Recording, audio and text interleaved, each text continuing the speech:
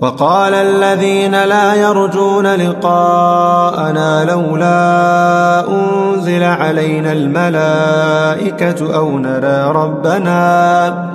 لقد استكبروا في أنفسهم وعتوا عتوا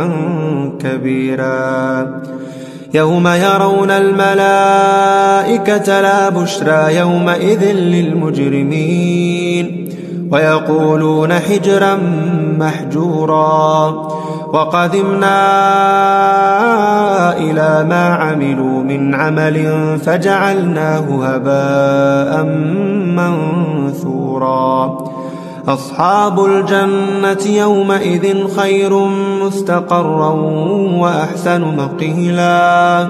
ويوم تشقق السماء بالغمام ونزل الملائكة تنزيلا